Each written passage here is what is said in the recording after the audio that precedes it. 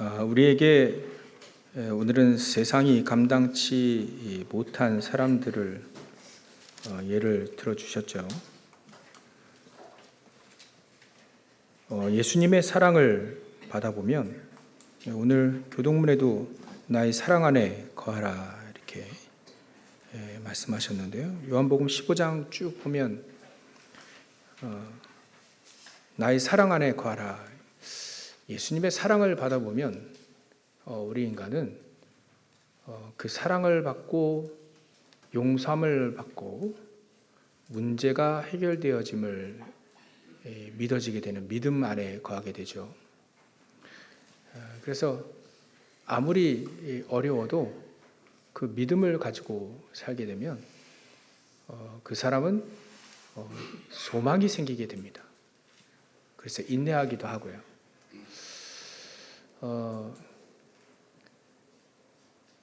한 과학자가 이렇게 실험을 했는데요.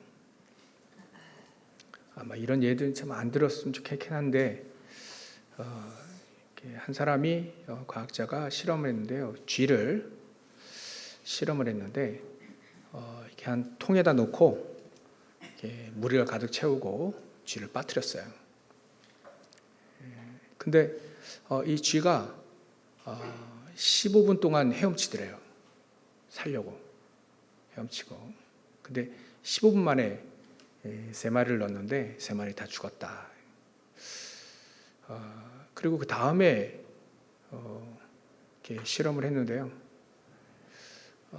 또다시 이제 3마리를 집어넣고 이 쥐들이 죽기 전까지 내버려뒀다가 죽기 바로 직전에 꺼내가지고요. 이렇게 먹을 것도 주고 또 따뜻하게 털도 말려주고 그렇게 보살펴줬어요. 그러고 다시 그 쥐를 다시 그물에 또 다시 빠뜨렸대요. 빠뜨리니까 첫 번째 실험한 그 쥐는 15분 만에 죽었는데 이 두 번째 이제 건져내고 또 먹을 것도 주고 또 털도 말려주고 이렇게 보살피고 그랬던 그 쥐 또 빠뜨리니까 이 쥐가 50시간 동안 헤엄치고 있더랍니다. 한번 이 쥐가 건짐을 받았죠. 살 수 있다라는 희망이 생긴 거예요. 그러니까 그 희망이 얼마나 크냐면 15분 만에 죽었던 쥐와 다르게 50시간 동안 헤엄치고 있다라는 거예요. 살 수 있다. 건져줄 것이다. 참 그런 실험을 했다 하더라고요. 쥐로 말하면 좀 이렇게 안 좋지만 우리가 그런 과학자들이 시험을 하는 이유가 있겠죠. 많은 믿음의 사람들이 핍박과 환난 속에 신앙생활했던 상황이 있죠. 지금도 나이지리아라든지 방글라데시아라든지 이런 이슬람권에 있는 사람들, 그분들은 믿음 생활할 때 진짜 핍박과 환난이 있습니다. 정말 큰 위기들이 있죠. 그때 이분들이 어찌 보면 그런 상황에서 막 교회를 불지르고 말이죠. 인도에서도 그랬다는데요. 교회 사람 있는 거 알고 문 잠그고 불을 질렀다는 거예요. 거기에 사람들이 죽고 순교한 거죠. 그럼에도 불구하고 이 사람들이 믿음을 지킨 이유가 바로 하나님의 사랑을 받아봤기 때문에 천국을 소망하여 인내한 거죠. 참기도 하고 견뎌내기도 하고 또 그 소망으로 인해서 살게 된 것이다. 그게 소망으로 사는 것입니까? 아니면 믿음으로 사는 겁니까? 그래서 예수님이 그래서 하나님이 그래 고린도서 13장에 보면 믿음의 장이라 하는데 그 믿음, 소망, 사랑 세 가지 것 중에 다 있지만 제일은 사랑이라 이렇게 얘기했죠. 하나님의 사랑을 받은 자는 반드시 믿음을 가지고 살고 또 그것 가지고 인내도 하며 또 어떤 어려움도 이기기도 하고 또 끝까지 소망을 품더라. 그래서 결국은 천국 가면 우리 믿음도 사실은 필요 없죠. 천국 갔으니까. 소망도 사실 필요 없죠. 천국 갔으니까. 끝까지 남는 건 예수 그리스도의 사랑만이 남습니다. 그래서 사랑이 제리지 않냐, 사도 바울이 그렇게 메시지를 썼는데, 우리가 정말 하나님의 사랑을 받아본 자면 반드시 믿음 가지고 예수님의 사랑, 십자가의 사랑을 받아보면 우리는 믿음을 가지고 살게 되고 또 천국의 소망, 그 소망이 천국의 축복이 이 땅에서 보좌의 축복으로 누리며 그 천국 소망을 붙잡고 어렵더라도 천국의 소망을 붙잡고 산다. 그래서 우리는 어떻게 하면 분명히 성경 말씀에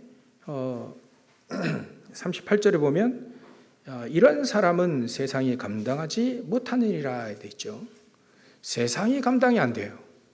세상이 이 사람들을 무너뜨리지 못하고 세상이 이러한 사람들을 변질시키지 못하게 하고 세상이 이 사람들을 도저히 이길 수 없는 겁니다. 세상이란 뭔가요? 또 세상의 임금은 사단이라 되어 있지 않습니까? 사단이 결코 이 사람들을 이길 수 없는 거예요. 사도 바울도 로마 교회에게 편지했던 것처럼 사단이 속히 너희 발 아래 완전히 박살나기를 원한다 이렇게 했거든요. 그러니까 상하게 한다는 건요 박살나는 겁니다. 예수님께서 창세기 3장 15절에 여자의 후손이 뱀의 머리를 상하게 할 것이다. 그게 사실은 맷돌로 갈아버린다는 의미예요. 완전히 박살내는 거죠. 사도 바울도 그걸 체험하게 된 겁니다. 그리스도를 붙잡고 이 믿음으로 사는 사람들은 사단이 박살날 수밖에 없다.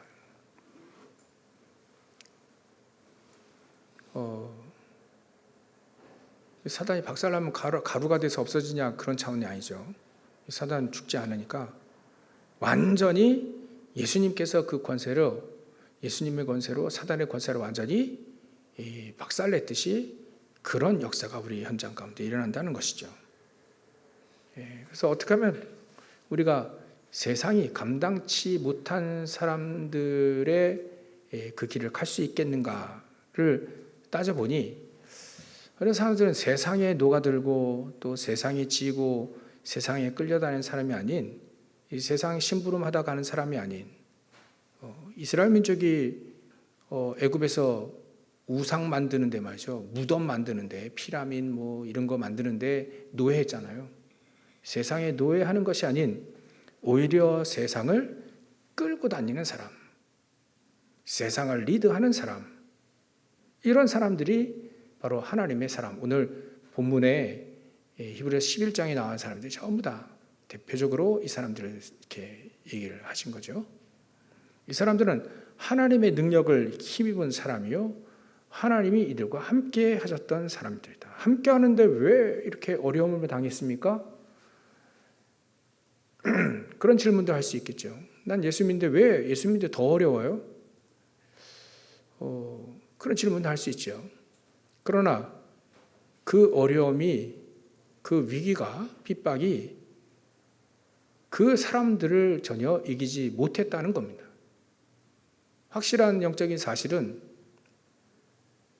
예수 믿는데도 불구하고 핍박과 어려움이 왔는데 그 어려움과 핍박과 위기가 그 사람들을 해치거나 그 사람들을 무너뜨리지 못했다 이거예요. 그게 바로 우리가 믿는, 그리스도를 믿는, 하나님 믿는 믿음이다. 어려움도요, 잠깐 당하는 어려움은 잠깐 참으면 되니까요. 주사 한번 맞듯이 주사만 싫더라고요. 이제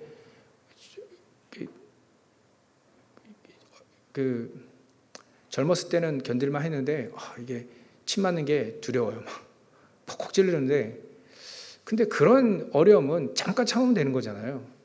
근데 어려움이 1년, 2년, 10년, 20년 계속돼서 말이죠.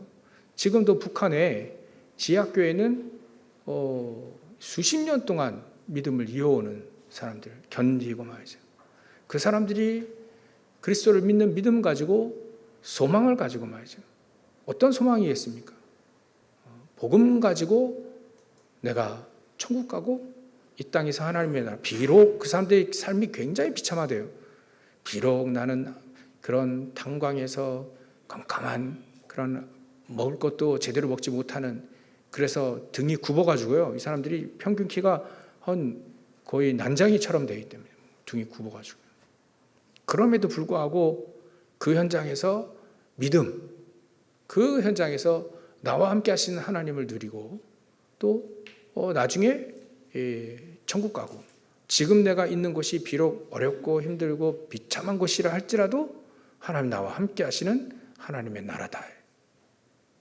그런 믿음과 소망을 가지고 그들이 인내를 했다는 겁니다. 그래서 믿음은 환경을 지배하는구나. 사도 바울이 감옥에 들어갔을 때 윌리엄 바클레이라고 하는 신학자 목사님이 이렇게 얘기했어요. 이 바울이 감옥에 잡힌 게 아니라 감옥이 바울에게 잡혔다. 최고의 특혜를 입었다. 감옥에 들어갔는데요. 우리가 세상에 지고 세상이 잡히는 게 아니라 세상이 우리에게 잡혀야 되죠. 그게 바로 그걸 오늘 말씀하고 계시는 겁니다. 세상이 감당치 못한 사람들의 특징이 바로 믿음의 인생의 캠프를 살았던 사람들입니다. 인생 캠프는 계속 한 3주간 걸쳐서 인생 캠프에 대해서 계속 얘기할 거고요. 이 인생의 캠프란 뭐냐? 캠프라고 하는 건 빛을 발하는 건데, 내 인생이 빛을 발하고 흑암이 무너뜨리고 또 우리 인생이 빛을 발하면서 그 빛을 받는 사람들이 살아나는 축복들을 누릴 수 있는 것이 인생의 캠프인데, 하나님이 주신 인생의 캠프가 되어지면 결과적으로 말씀이 보이게 됩니다. 말씀 전체가 보이게 되죠. 그래서 창세기는 다른 게 아니죠. 창세기는 우리 인간의 진짜 문제가 뭔지, 답이 뭔지를 가르쳐주고 있습니다. 그래서 창세기를 사람들은 사단이 가만두지 않아요. 창세기는 신화다 이렇게 완전히 거짓말 치는 거 있죠. 신화다, 신화. 그거 이해도 되죠. 창세기 내용은 1장, 2장밖에 안 나옵니다. 그 외에 우리가 찬송가 부를 때 찬송가 제목은 내용 전체를 말하는 게 아니라 첫 구절을 말하잖아요. 찬송가. 그렇듯 창세기도 1장, 2장만 나와요. 창세기는. 근데 창세기라 했거든요. 원래 아브라함 그 가문의 얘기가 거의 단데. 근데 창세기라 부릅니다. 그 창세기의 가장 중요한 내용이 사실 1장, 2장, 3장이거든요.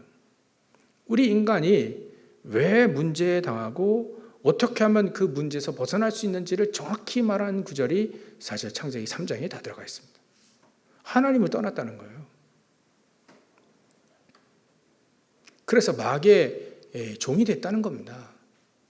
그래서 우리는 망할 수밖에 없다는 겁니다. 거기에 하나님은 답으로 여자의 그리스도를 보내주셨다는 겁니다. 그게 창세기의 가장 중요한 내용이에요. 그러니까 창세기가 가장 중요한 사단에 대해서 얘기했죠.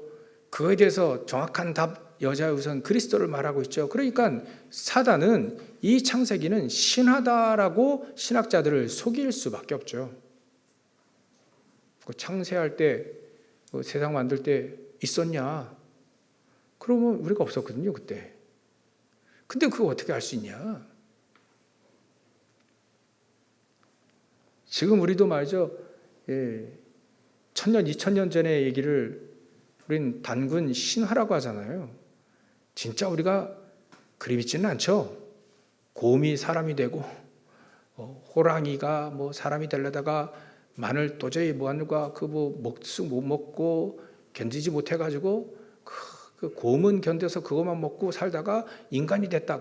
진짜 그거 믿는 건 아니죠.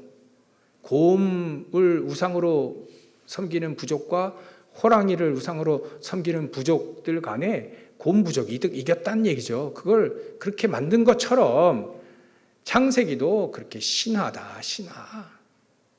그렇듯하죠. 그런 사람들이 예수님, 야, 어떻게 예수님 무리를 걸 수 있겠냐?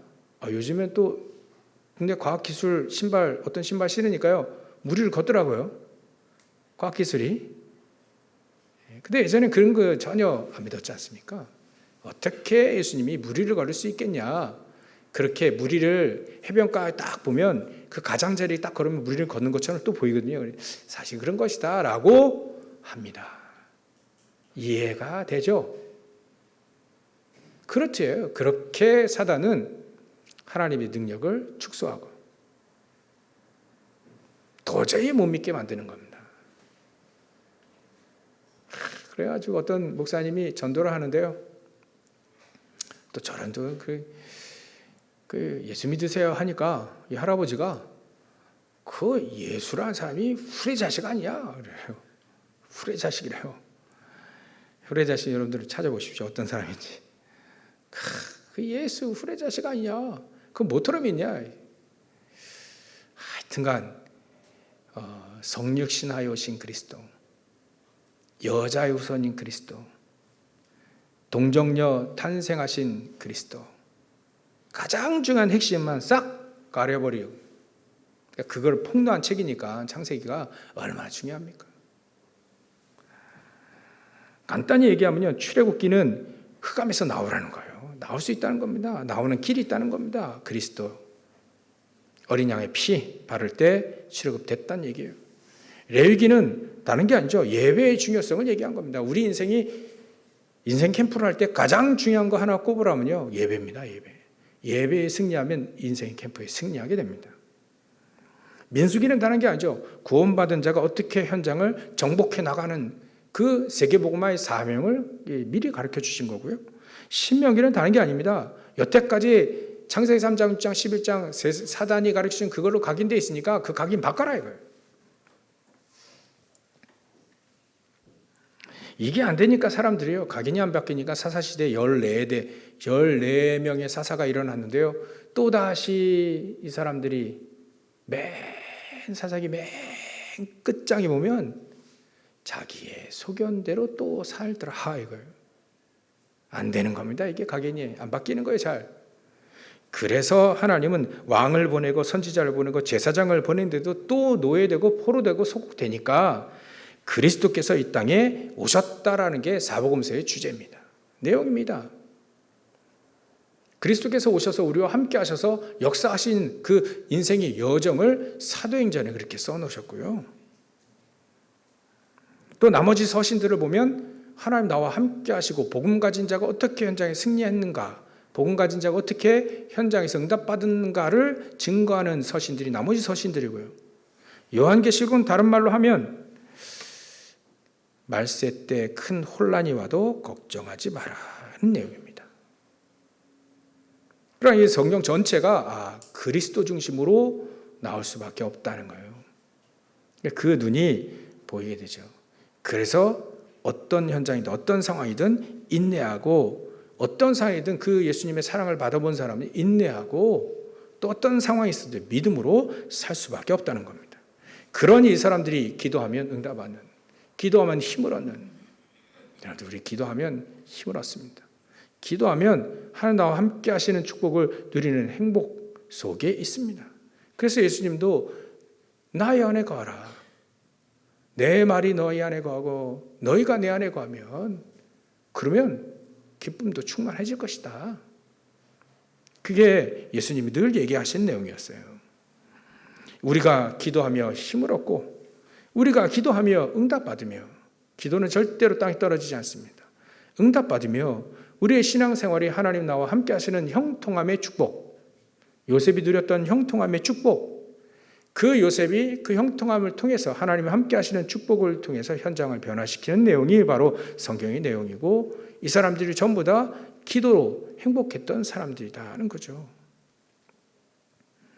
이 사람들이 결국은 이 사람들을 통해서 현장이 변화된 절대 망대가 되었다 하는 거예요.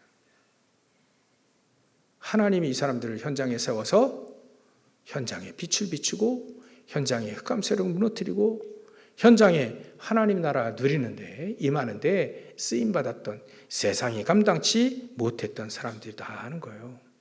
그래서 우리는 인생의 캠프가 되어져야 된다. 인생의 캠프의 내용은 첫 번째, 우리의 근본적인 부분입니다. 보혜사 성령께서, 약속하신 그 보혜사 성령께서 영원히 우리와 함께 하심이 내게 각인되어야 됩니다. 어디든지 보혜사 성령이 나와 함께 하신다. 이게 아는 차원이 아니라 우리 삶 속에 내 안에 각인되는 거예요. 요한복음 14장 16절에 보면 보혜사 성령이 우리와 영원토록 내가 아버지께 구하겠으니, 예수님이 내 자신이 늘 얘기했었어요. 내가 구하겠다. 내가 아버지께 구하겠다. 그가, 하나님이 또 다른 보혜사를 우리에게 보내주실 것이다. 그 보혜사는 영원히 우리와 함께 있게 하겠다는 거예요. 그러니까 우리는 어디를 가든지 보혜사 성령께서 우리와 함께 하시는 겁니다. 이게 내 안에 다 각인될 만큼이죠. 각인이 되어지면 그때부터 우리는 기도할 수 있어요. 그때부터 응답받을 수 있습니다.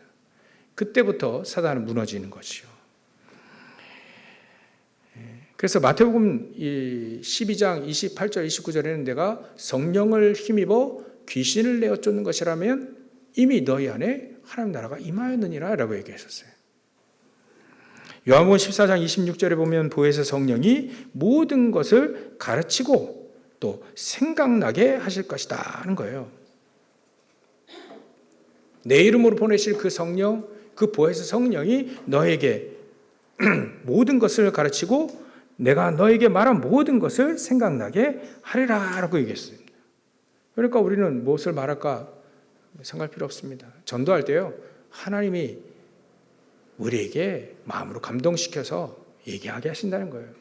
어떤 상황이든 복음을 얘기할 때 분명히 하나님은 우리에게 역사하신다는 거예요. 보혜사 성령께서. 요한복음 16장 13절에 보면 성령이 진리 가운데 우리를 인도하시고 장래일을 알게 하실 것이다 라고 했습니다. 장래일까지도 우리를 알게 하신다. 우리를 인도하신다는 겁니다. 우리가 가는 것처럼 보이지만 우리를 그리스도의 대사로 보내시고 성령께서 우리를 인도하신다는 거예요. 그래서 우리는요, 이걸 믿고 내 안에 각인시킬 때, 내가 가는 게 아니라 내가 그리스도의 대사로 가는 거고, 내 안에 성령께서 생각나고 또 우리를 가르치시고 우리를 인도하신다는 거예요. 그게 나에게 각인돼요. 언제든지 나는 성령이 우리와 보혜사 성령이 나와 함께 하신다. 이게 나에게 각인되는 거예요. 그래서 에베소 6장 18절에 보면 우리는 이 사도 바울이 에베소 교회에 이렇게 얘기했죠. 모든 기도와 간구를 하되 항상 성령 안에서 기도해라. 깨어기를 구하기를 깨어 있기를 깨어 구하기를 항상 힘쓰라. 그러니까 우리를 이게 각인시키는 성령, 보혜사 성령이 나와 함께 하시는 그게 우리에게 각인될 만큼,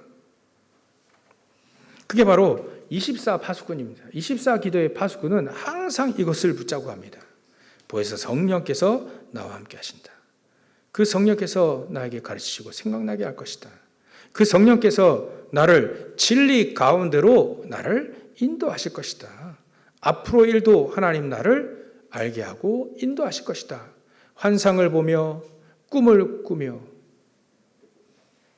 그게 바로 요엘 선지자에게 이미 말씀하셨던 내용입니다. 진짜 이 사람들이, 초대교회 사람들이 벌써 성령께서 임하시니까 사도행전 2장 17절 18절에 꿈을 꾼 거예요. 아이들은 환상을 보고, 누구는 꿈을 꾸고 점을 젊은이들은 막 비전도 보고 막 그래요. 그래서 예언하고 꿈을 꾸고 환상을 보는 이게 미래입니다. 미래. 미래를 딱 뭐 일어날 까지 맞춘다 그 얘기 아니죠. 하나님은 앞으로 세계복음 하실 것을 하나씩 하나씩 알리실 거라는 얘기입니다. 거기에 필요하다면 미래에 어떤 일이 일어날 것도 알게 된다는 거예요. 우리는 그래서 보혜사 성령이 우리와 함께 하시는 이 기도의 파수꾼, 24 기도의 파수꾼의 축복을 누리는 것이 우리 인생의 캠프의 가장 중요한 내용 중에 하나입니다. 두 번째는요, 그리스도 하나님 나라 오직 성령으로 우리가 뿌리 내리는 겁니다. 그야말로 우리가 늘 얘기했던 138이죠. 138이 내 안에 뿌리를 내리는 사람들입니다. 이때 보좌의 망대가 7망대가 내 안에 세워지게 되고 이제 우리 인생이 7 여정을 가게 됩니다. 비밀의 여정을 가게 되는 거죠. 하나님이 그냥 가는 것처럼 보이는데 보혜사 성령이 이 사람과 함께 가는 거죠. 어려움이면 어떻게 됩니까? 감당할 수 있는 어려움만 허락하시고요. 다 감당했어요. 감당할 어려움, 또 피할 길도 딱 내시고요. 믿음을 가지고 인내하며 승리할 수 있는 여정. 하나님 나와 함께 하시는 그 비밀의 여정을 가게 되면 하나님 응답도 하시고요. 천군 천사들을 파송해 주시고 이런 비밀의 여정을 가게 되는 것이다. 그럼 그 사람들 통해서 하나님은 우리와 같은 절대 망대를 이정표로 보이시고 세우신다는 겁니다. 그래서 우리는 인생 캠프의 가장 중요한 것은 성삼위 하나님이 특히 성령께서 나와 함께 하심이 내 안에 각인되고 138이 우리 안에 뿌리 내려지는 거예요. 그게 우리 인생의 캠프의 가장 중요한 내용 중에 하나입니다. 프로그램 같은 게 있어야 되지 않습니까? 메시지 같은 게 있어야 돼요. 내 인생의 캠프를 하려면 어떻게 되냐? 138 가지고 하는 겁니다. 오직 그리스도, 모든 문제 해결자신 그리스도를 붙잡고 내가 하나님의 성령의 능력을 힘입어 하나님 나라를 누리는 것이 우리 인생의 캠프의 가장 중요한 내용이에요. 그럼 망대 여정 이정표의 축복을 누리게 된다는 거죠. 그 속에 실질적으로 우리 인생의 캠프의 세 번째가 바로 성령께서 내 안에 계신다는 거예요. 그분이 나를 인도하신다는 거고 나에게 역사하신다는 겁니다. 이게 우리의 체질이 되면 된다. 사도 바울을 예를 들면요. 사도 바울이 히브리서 썼으니까요. 사도 바울이 이걸 정리해 놨는데 사도 바울이 어떻게 인생 캠프를 했냐면 성령께서 역사하신 보혜사 성령께서 역사하시는 그 삶을 그대로 이 사람이 살았습니다. 그래서 사도행전 13장 1절에 보면 안디옥 교회에 선지자들과 교사들이 있으니 곧 바나바와 니게르란 시몬과 구레네 사람 루기오와 분봉과 헤롯의 젖동생 마나엘과 및 사울이라. 안디옥 교회에 이 사람이 사도 바울이 말이죠. 사도행전 9장에 그 다메섹에서 예수님 만났어요. 그러고 나서 이 사람이 그리스도가 예수였구나 이렇게 알게 됩니다. 복음을 알게 됩니다. 진짜 그리스도, 예수님이 진짜 그리스도라는 걸 알게 됩니다. 내가 여지껏 몰랐구나. 그래서 그 예수님의 사람들이 핍박하고 잡아 죽이는데 내가 쓰임받았구나. 내가 사단에게 쓰임받았구나. 그걸 이제 진짜 복음을 알게 됩니다. 그래서 이 사도 바울이 바나바와 함께 안디옥 교회에 가서 헌신하죠. 그래서 안디옥 교회에서 헌신하다가 이 팀을 하나님이 만들어 주십니다. 그게 이제는 예전에는 내가 율법 가지고 살고 예전에는 내가 기준돼서 예수 믿는 사람 죽이는데 쓰임 받았지만 이제는 예수 믿고 그리스도이신 예수가 그리스도구나. 예수님이 그리스도구나. 알게 된 다음부터 내 안에 성령께서 임하시고요. 그 성령 내주잖아요. 내 안에 나와 함께 하시는 그 성령. 그걸 1절에 얘기하는 겁니다. 안디옥 교회에 예수 믿는 사람들 중에 정말 팀을 만들어 놨는데 5인 1조라고 합니다. 이 사람들이요. 거기에 사울이 거기에 있었다. 그게 성령 내주를 말합니다.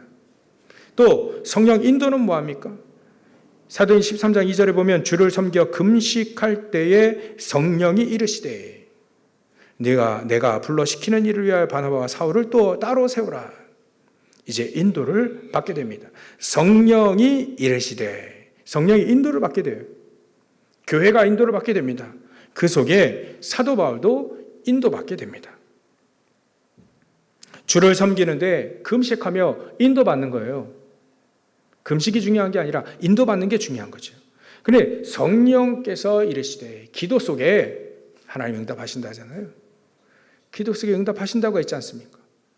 그 성령이 응답하시는데 내가 불러시키는 일을 위하여 바나바와 사울, 세계복음화를 위해 전도팀, 이 사람들을 세울 텐데 바나바와 사울을 따로 세워서 3절에 이에 금식하며 기도하고 두 사람에게 안수하여 보냈다는 내용입니다.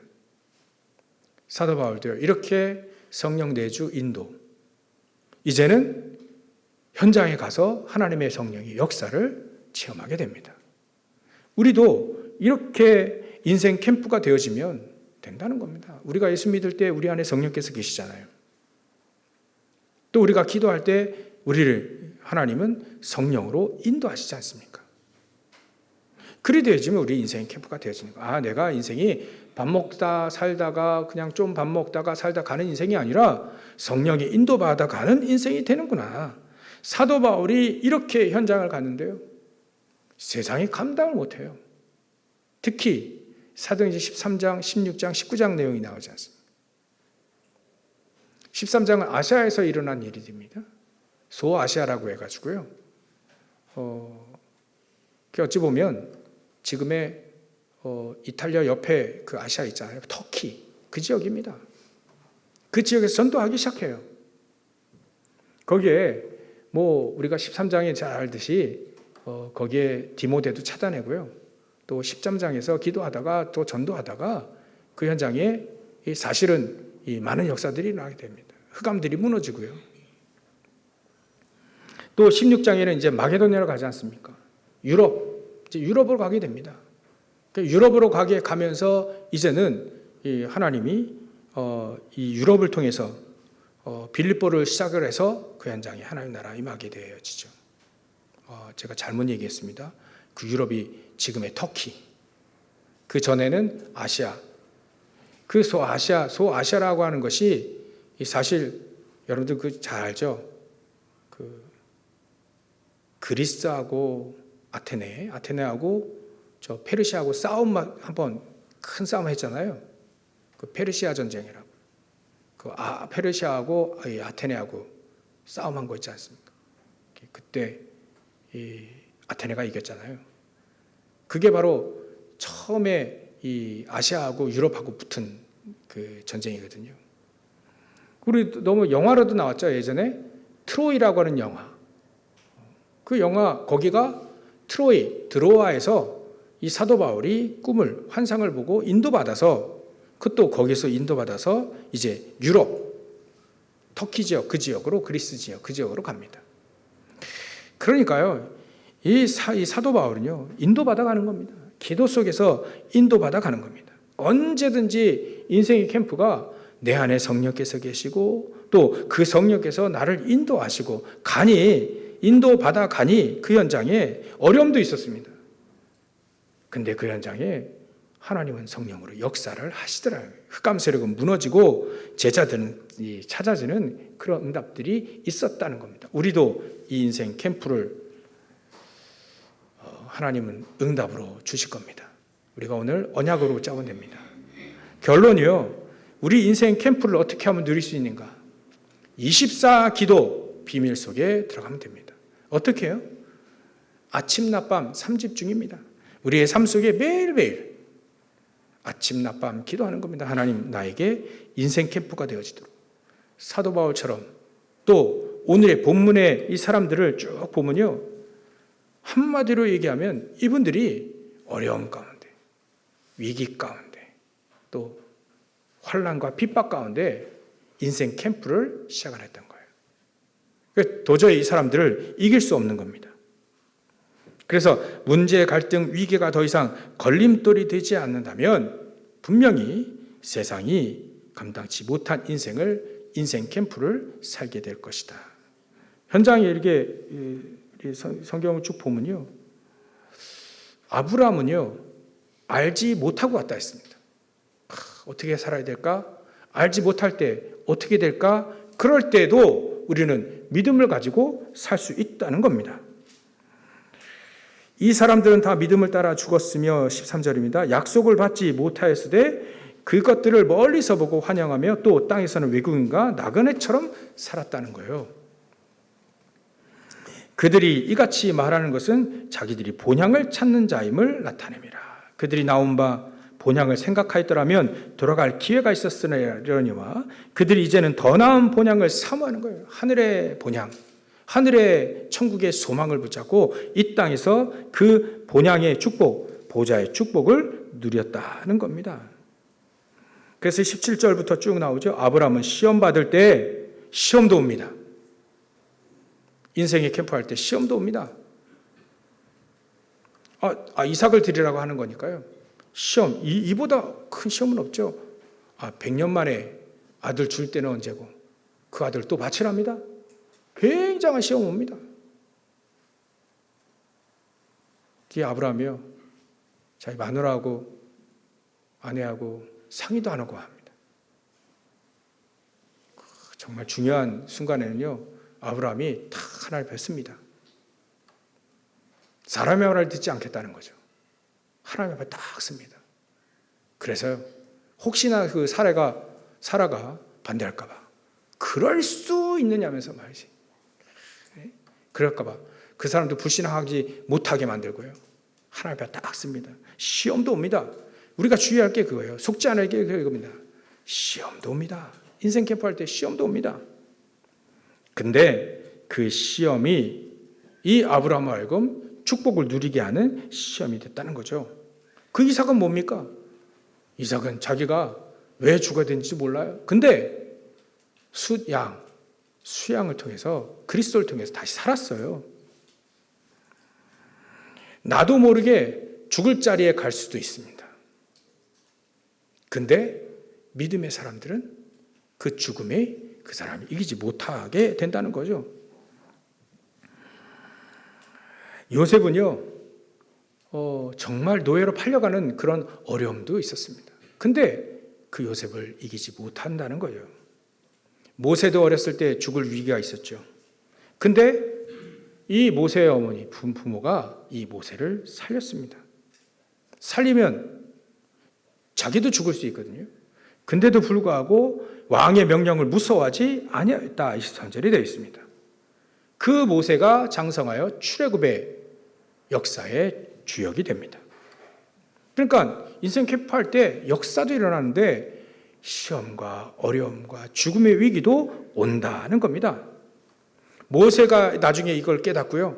25절에 보면 도리어 하나님의 백성과 함께 고난받기를, 고난도 옵니다, 잠시 죄악의 낙을 누리는 것보다 더 좋아했다는 거예요.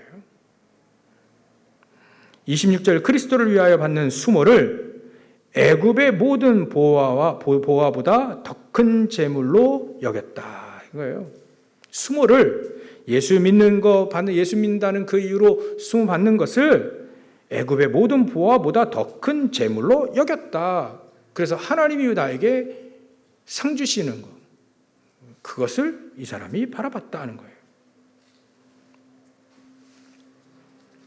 그러니까 우리가요, 때로는 어려움도 오고 위기도 오고요, 시험도 오고 수모도 오고요, 또 여러 가지 핍박과 환난도 옵니다. 기생라합도 얘기를 들었죠. 기생라합은 정탐꾼을 평안히 영접했다. 왜냐하면 하나님의 말씀에 이 가나안 땅 사람 순종을 안 했는데 이 기생라합을 하나님의 말씀, 이스라엘 저 여호와 하나님이 진짜 하나님이라는 걸 알았다는 거예요. 그걸 믿었다는 겁니다. 소문만 듣고도 믿었다는 거죠. 때로는 보이지 않는 어려움 속에 보이지 않는데 실질적으로 있는 그 소망과 믿음, 이것 가지고 기생라합이 살았다는 겁니다. 사도 바울이 32절에 얘기하죠. 내가 무슨 말을 더하리요? 기드온, 바락, 삼손, 입다, 다윗, 사무엘 선지자들을 말을 하려면 내게 시간이 부족하다. 지금도 제게 시간이 부족해요. 12시가 넘어가기 시작하는데요. 다 말할 수 없습니다. 그러나 이거 하나만 우리가 기억하면 됩니다. 인생 캠프할 때 어려움도 온다는 거예요. 핍박도 온다는 겁니다.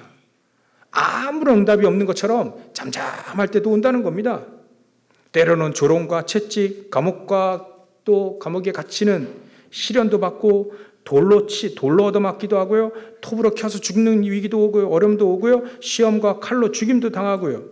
또 아무것도 없는 도망 다니고 그 굴에 피하고 다닐 수밖에 없는 그런 현장도 온다는 겁니다. 그런 것들이 우리가 더 이상 걸림돌이 되지 않는 인생의 캠프가 되어진다면 이런 사람들과 같이 세상이 감당치 못하는 세상 사단이 무릎 꿇을 수밖에 없는 믿음의 여정을 갈 수 있게 되어진다는 겁니다. 오늘 이 언약을 붙잡고 평생토록 승리하시기를 주의 이름으로 축원합니다. 기도하겠습니다. 하나님께 감사와 영광을 돌립니다. 우리가 세상이 감당치 못한 인생 캠프가 되어질 수 있도록 역사하시고 축복해 주시옵소서. 거룩하신 주 예수 그리스도의 이름으로 기도 올려옵나이다. 아멘. 우리 찬송가 445장 찬양하십니다.